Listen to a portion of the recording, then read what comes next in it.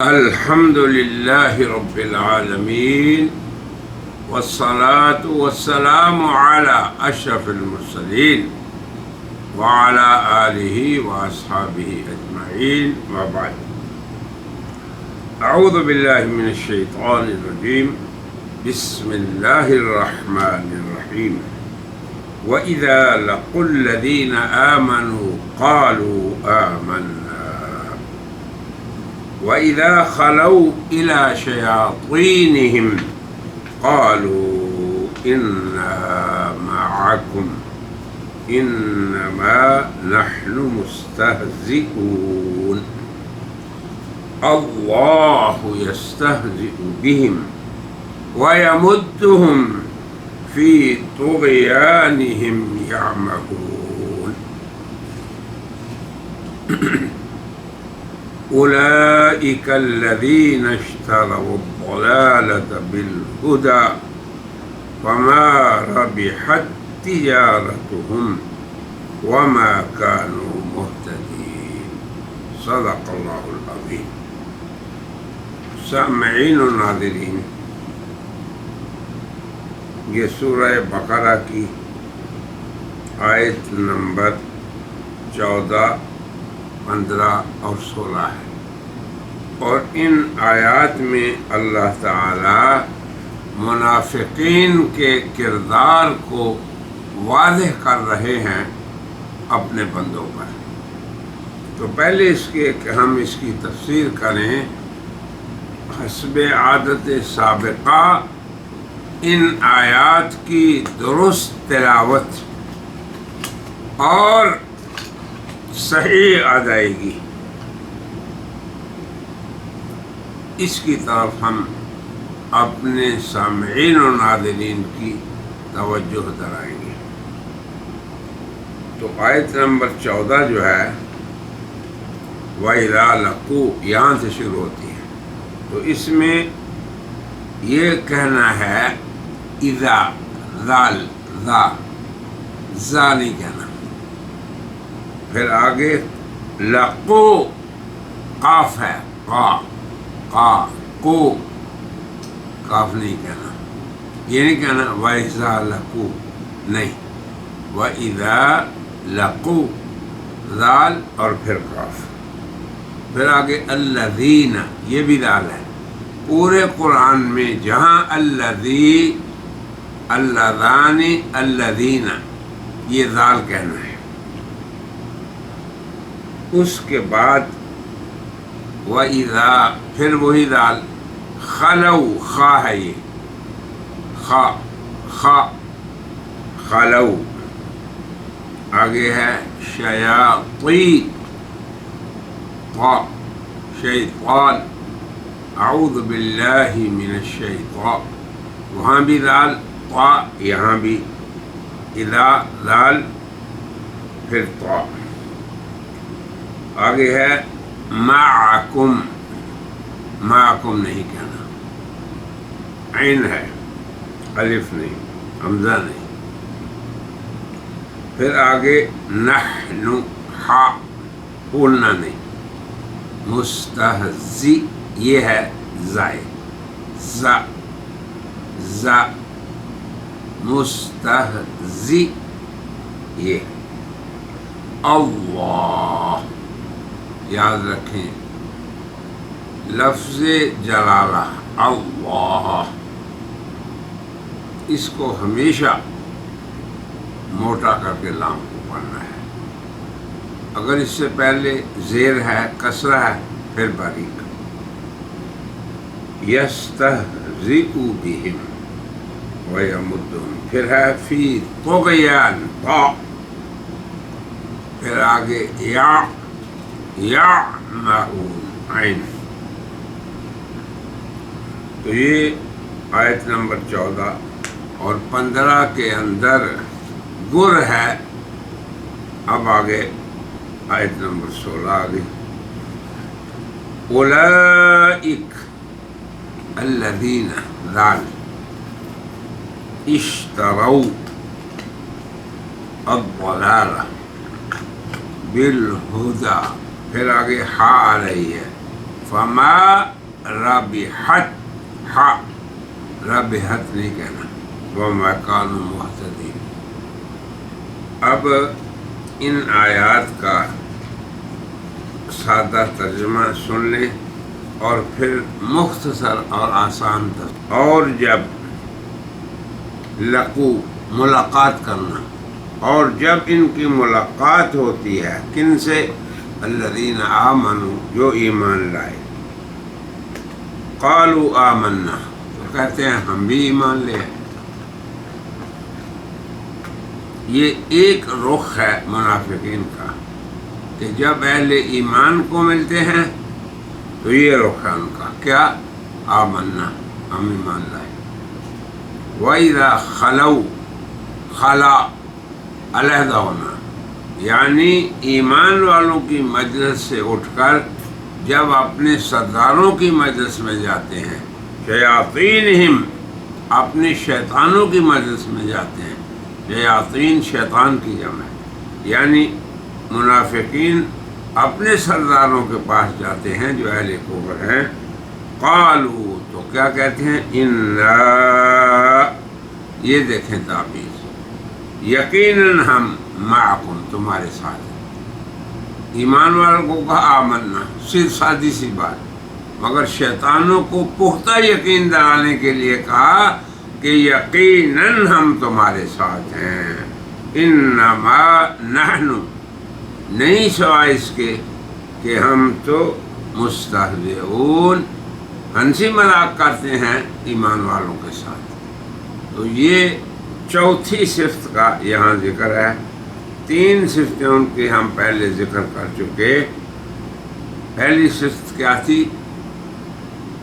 خداع، دھوکہ دینا، یخادعون اللہ، اللہ اور رسول کو اور ایمان والوں کو، یہ پہلی ان کی قبیح صفت قبیح، تو لفظ صفت اچھی ہی کو نہیں کہتے، صفت بری ہو تو وہ صفت قبیح اور اچھی ہو تو صفت حسنہ۔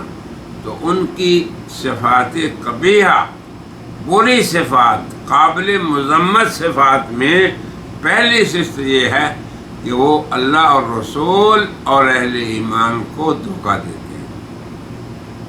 دوسری قبیح صفت ان کی یہ ہے کہ وہ فساد کو صلاح کہتے ہیں، پھیلاتے فساد ہیں، ادھر کی ادھر، ادھر کی ادھر لگاتے ہیں لوگوں میں تاکہ ان میں آگ لگے، مگر کہتے ہیں جی ہم تو اصلاح کر رہے ہیں۔ تیسری قبیح صفت ان کی اللہ نے یہ بیان فرمائی، کیا؟ کہ جب انہیں یہ کہا جائے کہ تم ایمان لاؤ جیسے حضرات صحابہ ایمان لائے، تو وہ کہتے ہیں کہ ہم بیوقوفوں کی طرح ایمان لائے۔ یعنی اہل ایمان کو سفہا، بیوقوف کہتے ہیں۔ تو آپ خود دیکھ لیں کہ آج دنیا میں کیا حال ہے۔ اکثر ہمارے ظاہر بین اہل ایمان اور ہماری جماعت، جسے جماعت مسلمہ کہا جاتا ہے، ان کا حال یہی ہے کہ جب مخلصین اللہ کے لیے قربانی کرتے ہیں، مال جان وقت لگاتے ہیں، تو یہ جو عملی نفاق کا شکار ہیں ضعیف لوگ، اندر ان کے پختہ ایمان نہیں، تو یہ دل ہی دل میں یہ کہتے ہیں یہ بیوقوف لوگ ہیں، مال لگا رہے ہیں، جمع نہیں کرتے، وقت لگا رہے ہیں دین کے لیے، دنیا کے لیے ان کے پاس فکر نہیں۔ تو یہ نفاق ہے عملی، اللہ ہم سب کو بچائے۔ تو یہ 3 صفتیں پہلی آیت میں، اس سے پہلی آج کے موضوع سے پہلی آیات میں بیان ہوئی، اور آج ان کی چوتھی صفت کا بیان وہ اللہ نے کیا آج کی آیات میں۔ وہ کیا ہیں؟ اب آپ سن لیں۔ وَإِذَا لَقُوا الَّذِينَ آمَنُوا، ایمان والوں کو ملتے ہیں تو کیا کہتے ہیں کہ ہم بھی ایمان لے آئے۔ اب آپ ان کے اسلوب بیان کو سنیں گفتگو اور کلام کے طریقے کو سنیں کہ ایمان والوں کے ساتھ کس رخ سے ملتے ہیں اور کس انداز سے انہیں دھوکے میں رکھتے ہیں.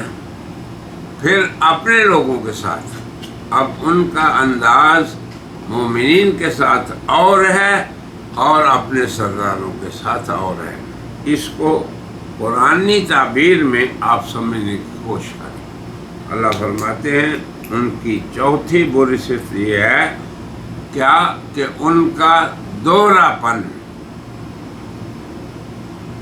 دوہرا معیار یا دو رخ جسے آپ کہیں، تو یہ دو رخی جو ہے یہ بھی اہل نفاق کی صفت قبیحہ ہے اور ان کا کردار ہے.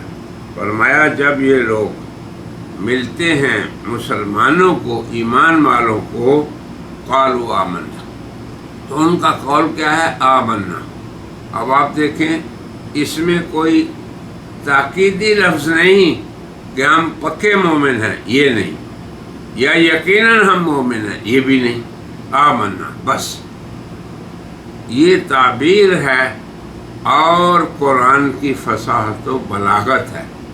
چونکہ وہ اہل نفاق، اہل کفر کے ساتھ ہیں اور ہیں ہی وہ لوگ وما ہم بمومنین، مومنین نہیں ہیں، تو ایمان والوں کے ساتھ ان کی گفتگو سیدھی سادھی ہوتی ہے. کیا؟ آمنا، کہ ہم ایمان لے آئے. وَإِذَا خَلَوْا إِلَىٰ شَيَاطِينِهِمْ، تو جب اپنے سرداروں کو ملتے ہیں، اپنے شیطانوں کو ملتے ہیں، تو اب آپ دیکھیں قالوا، ان کا یہ قول سنیں، اِنَّا مَعَكُمْ. اب آپ دیکھیں یہ اِنَّا کا لفظ جو ہے یہ حرف تاکید ہے. تو اپنے سرداروں کو مؤکد طور پہ، یقین کے طور پہ یقین دلانے کے لیے کہ ہمارا ساتھ تمہارے ساتھ ہے، مومنین کے ساتھ ہے. تو یہ تعبیر کا اختلاف دیکھیں، کیونکہ یہ اہل نفاق ایمان والوں کے ساتھ نہیں ہیں تو انہیں سادہ سا کہہ دیا آمنا، اور یہ ساتھ ہیں اہل کفر کے، شیاطین کے، ان سرداروں کے جو حق کے خلاف ہیں، تو انہیں یہ نہیں کہا معکم کہ ہم تمہارے ساتھی ہیں، کہا انا معکم، یقیناً ہم تمہارے ساتھی. یہ فرق ہے دونوں تعبیروں میں. تو دوہرا پن اللہ نے ان کا یہ ظاہر کر دیا. یہ چوتھی صفت قبیحہ ہے اہل نفاق میں. اللہ تعالی ہم سب مسلمانوں کو دوہرے پن سے بچائے.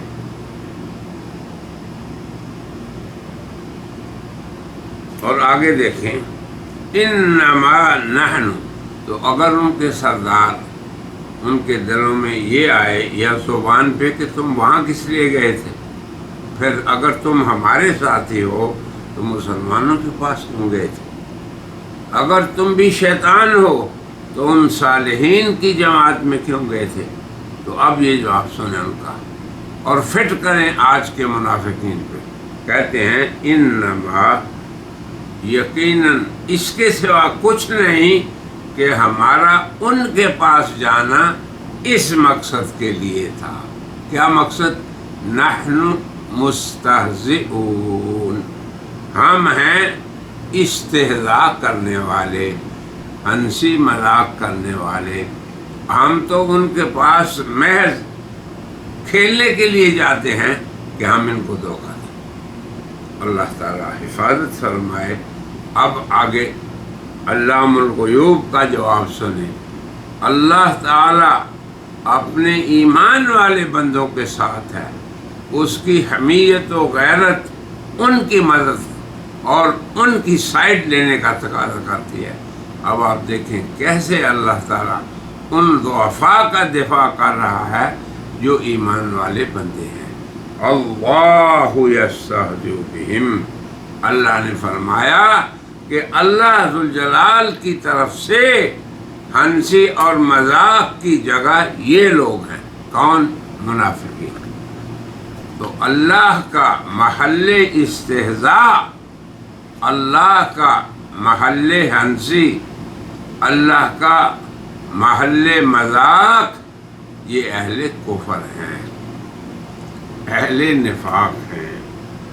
پھر فرمایا وَيَمُدُّهُمْ، پھر اللہ تعالیٰ ان کو اسی سرکشی میں بڑھاتا بھی ہے کہ چلو جب تمہاری لائن کفر کی لائن ہے، تم نے ایمان کے راستے کو اختیار نہیں کیا اور تم سرکشی کو اختیار کیے ہو تو اور بڑھ جاؤ۔ اللہ تعالیٰ کی ذات گرامی اپنے عاجز بندوں کو مزید تواضع کی توفیق دیتے ہیں، اپنے صالح بندوں کو مزید عمل صالح کی توفیق دیتے ہیں۔ یہ بھی حکمت سمجھیں اور اللہ سے ایسا معاملہ کریں کہ اللہ کی ذات آپ کا دفاع کرے اور اللہ کی ذات ممد اور معاون ہو آپ کی۔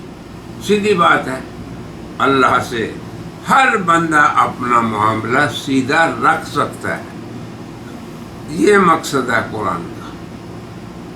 یہ سمجھ نہیں آتی کہ بندے کیوں غافل ہیں اللہ سے۔ میں کئی بار یہ کہتا ہوں کہ اللہ جو اپنے رسولوں کے ساتھ وعدہ خلافی نہیں کرتا، اپنے مخلص بندوں کے ساتھ بھی قیامت تک وعدہ خلافی نہیں کرے گی۔ یہ یقین ہمیں پیدا کرنا چاہیے۔ اس یقین سے ہم میں سے ہر فرد اور ہر بندہ اللہ سے معاملہ کرے اور اللہ کے سامنے اپنی مشکلات کو پیش کر کے اس کی مدد کو طلب کرے، اللہ کے سامنے عاجزی، انکساری اور تواضع کر کے اللہ کی امداد لینے کی کوشش کرے۔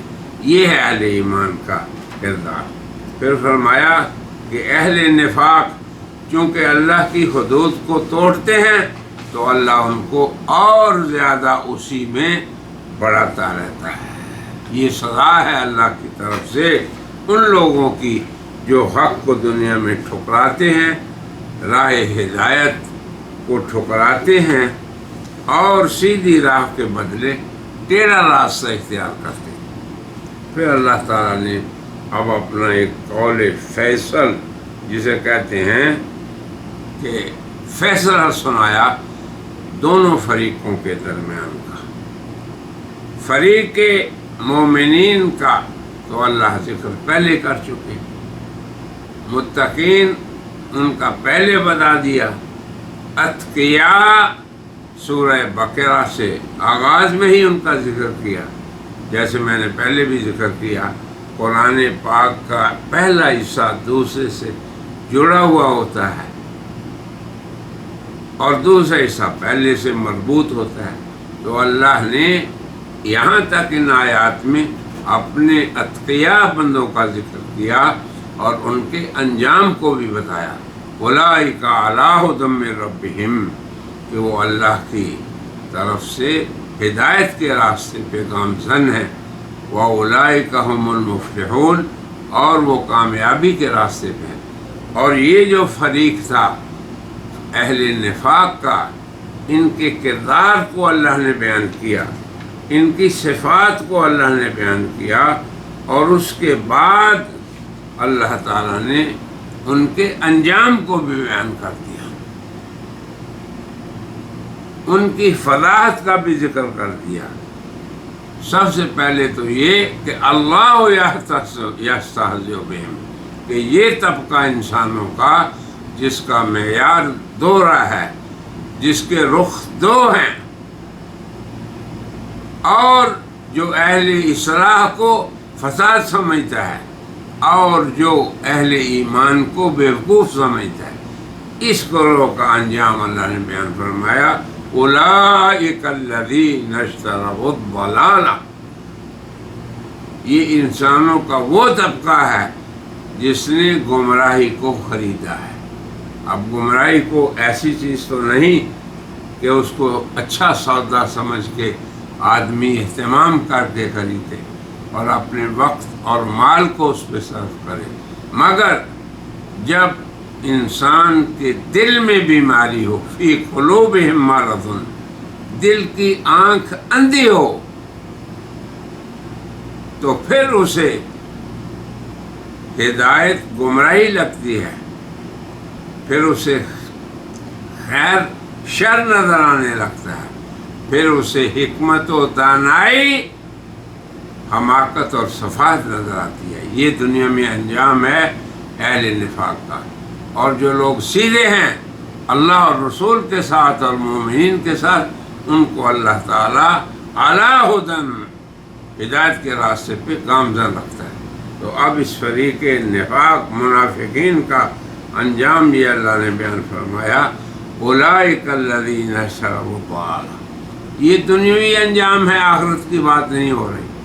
دنیا میں ہی دو فریق واضح نظر آتے ہیں، اہل قرآن اور مخالفین، اہل حق اور اس کے خلاف چلنے والے، اہل اخلاص اور بدطینت، جن کے اندر کچھ ہے اور ظاہر کچھ ہے۔ فرمایا اولئک الذین اشتروا الضلالہ، یہ فریق وہ ہے کہ جس نے ہدایت کے بدلے گمراہی خریدی۔ بات سیدھی ہے، صاف ہے۔ اور جب بندوں کو اللہ نے فکر اور سمجھ دی، عقل دی، دانش دی، اور پھر وہ سمجھتے ہیں کہ یہ حق کا راستہ ہے، یہ باطل ہے، یہ سیدھی راہ ہے، یہ ٹیڑھی راہ ہے، تو پھر وہ اپنے اختیار سے ٹیڑھی راہ کو اختیار کریں، تو اللہ کو یہ حق ہے کہ وہ ان کی فضاحت کریں بندوں کے سامنے اور ان کو رسوا کریں اس دنیا میں، یہ کہہ کر کہ یہ لوگ ایسے بیوقوف تاجر ہیں جنہوں نے ہدایت کو چھوڑ کر گمراہی کو لے لیا۔ چونکہ اہل نفاق صالحین کی مجلس میں آتے ہیں، آج بھی دنیا میں قاعدہ ہے کہ وہ صالحین کی مجلس میں آتے ہیں، اللہ کے نیک بندوں کے ساتھ بیٹھتے ہیں، ان کی بات کو سنتے ہیں مگر قبول نہیں کرتے۔ تو یہ اللہ کا کہنا کیا بیان ہے قرآن کا عجیب، اور کیا تشبیہ دی اللہ نے کہ ان لوگوں نے ان سوداگروں جیسا معاملہ کیا جو اپنی بے عقلی سے ہدایت کو بیچتے ہیں، گمراہی کو خرید رہے ہیں، ہدایت کو گھر سے نکال رہے ہیں، گمراہی کو گھر لا رہے ہیں۔ آج ہمارا کردار دیکھ لیں، اپنے گھروں سے ہم صلاح کو نکال رہے ہیں، خیر بات کہہ رہے ہیں، اور اس کے بدلے میں گمراہی کے اسباب کو جمع کر رہے ہیں، اور ہم دیکھ بھی رہے ہیں۔ اللہ تعالیٰ ہماری حفاظت فرمائے۔ تو یہ دنیاوی سزا ہے غیر مخلصین لوگوں کی، اہل نفاق کی، جن کی 4 صفات کو سورہ بقرہ نے ذکر فرمایا، اور آخر میں کہا کہ یہ وہ فریق ہے انسانوں کا جس نے ہدایت کو بیچ کر گمراہی کو خریدا، نکال کے گمراہی کو کھینچا، گھروں کو خالی کیا ہدایت سے اور گھروں کو پر کیا گمراہی اور اس کے اسباب سے۔ اور آگے فرمایا فَمَا رَبِحَتْ تِجَارَتُهُمْ، اے لوگو تم اپنی عقل و فکر سے سوچو کہ کیا یہ سود مند تجارت ہے کہ ایک بندہ ضرر کو خریدے، نقصان کو خریدے اور مضر کو اپنے گھر لائے، اور نافع اور فائدہ مند چیز کو، سود مند چیز کو گھر سے دور کر۔ بھلے انسانوں عقل کرو، فرمایا وَمَا كَانُوا مُهْتَدِينَ، یہ وہ فریق ہے انسانوں کا جو کہ سود مند تجارت جس نے نہ کی، ہدایت والا کام جس نے نہ کیا، بلکہ اگر یہ کہا جائے کہ یہ عقل مندوں کا شیوا نہیں، یہ تو بیوقوفوں والا کردار ہے، تو گویا کہ اللہ نے دلائل سے ثابت کر دیا کہ اپنے آپ کو عقل مند کہنے والے اور اہل ایمان اور مخلصین کو بیوقوف کہنے والے خود بیوقوف ہیں اور خود سفہا ہیں اور خود اللہ کا محل استہزاء ہے۔ اب اس کی بعد والی آیات میں اللہ نے پھر منافقین کی دو مثالیں بیان کی، ایک ناری مثال اور ایک مائی مثال، ایک پانی کی مثال اور ایک آگ کی مثال۔ انشاءاللہ اگلی مجلس میں ہم اس کا ذکر کریں گے۔ وآخر دعوانا ان الحمد للہ رب العالمین۔